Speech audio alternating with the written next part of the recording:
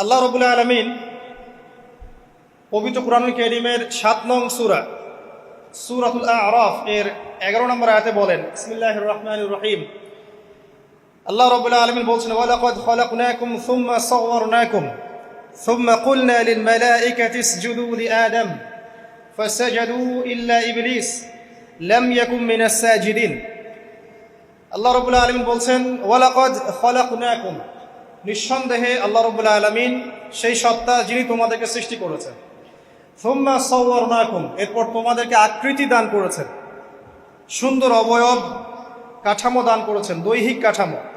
সুম্মা কুলনা লিল মালাইকাতি ইসজুদু লিআদম, এরপরে আল্লাহ রাব্বুল আলামিন সমস্ত ফেরেশতাদেরকে বলেছেন যে তোমরা আদমকে সিজদা করো। আর সূরা বাকারার মধ্যে আছে, আল্লাহ পাক সৃষ্টি করার পরে আদম আলাইহিস সালামকে নাম শিক্ষা দিয়েছেন, অর্থাৎ জ্ঞান শিক্ষা দিয়েছেন, এবং এমন জ্ঞান শিক্ষা দিয়েছেন যেই জ্ঞান ফেরেশতারাও জানতেন না।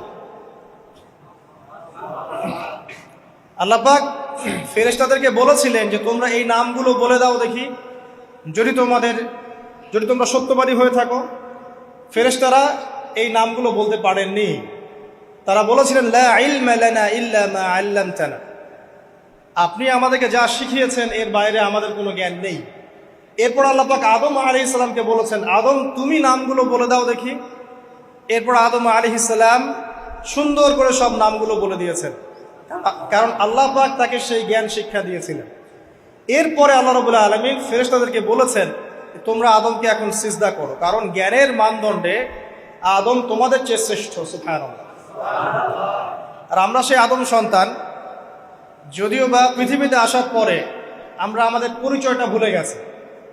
সেই আদম সন্তান, যে আদমকে আল্লাহ রাব্বুল আলামিন ফেরেশতাদেরকে দিয়ে সম্মানিত করলেন, সিজদা করালেন, সেই আদম সন্তান এখন আল্লাহর জমিনে শিরক করে, নবী সাল্লাল্লাহু আলাইহি ওয়াসাল্লামের সুন্নতের অনুসরণ করতে চায় না, নবীদের আদর্শ মানতে চায় না, কোরআন এবং সুন্নাহ মেনে জীবন করতে চায় না।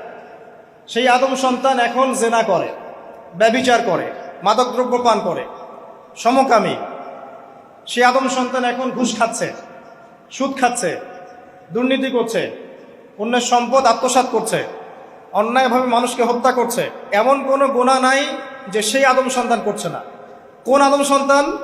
যার পিতাকে আল্লাহ রাব্বুল আলামিন কি করলেন? ফেরেশতাদেরকে দিয়ে সেজদা করালেন। তাহলে চিন্তা করেন যে আমরা আমাদের পরিচয়টা কি পরিমাণ হারিয়ে ফেলেছি। আমরা তো চেতনার কথা বলি না, শেকড়ের কথা বলি না, আমরা সংস্কৃতির কথা বলি না। এই কথাগুলো আমরা বলি। আমাদের সত্যিকারের চেতনা হচ্ছে ইসলামিক চেতনা। সত্যিকারের শেকড় হচ্ছে এই শেকড় যে আমরা আদম আলাইহিস সালামের সন্তান, যে আদমকে আল্লাহ রাব্বুল আলামিন ফেরেশতাদেরকে দিয়ে সেজদা করিয়েছেন জ্ঞানের কারণে। আজকে সেই আদম সন্তান দেখবেন জ্ঞান অর্জন করতে চায় না, দ্বীনের জ্ঞান অর্জন করতে চায় না, দুনিয়ার জ্ঞান অর্জন করতে চায়, দ্বীনের জ্ঞান অর্জন করতে চায় না। যে জ্ঞান তাকে পরকালে নাজাতের ওসিলা করবে, সেই কোরআনটুকু তিলাওয়াতও করতে চায় না, তিলাওয়াত করা শিখতেও চায় না, আগ্রহই নাই। তাহলে আমরা কি পরিমাণে আমাদের শেকড়টা ভুলে গেছি, চেতনা হারিয়ে ফেলেছি, আমাদের মূল সংস্কৃতি থেকে দূরে সরে আসছি। একটু চিন্তা করেন। সামনে যাই। আল্লাহ রাব্বুল আলামিন বলছেন, এরপর সুন্দর আকৃতি দিয়ে আদমকে আমি ফেরেশতাদেরকে দিয়ে সেজদা করালাম। ফাসাজাদু, সবাই সেজদা করলো, প্রত্যেকটা ফেরেশতাই কি করলো? সেজদা করলো। ইল্লা ইবলিস, কে সেজদা করলো না? ইবলিস। ইবলিস সেজদা করলো না। ইবলিস কে ছিল? সে কিন্তু কোনো ফেরেশতা ছিল না। সে ছিল একজন জিন।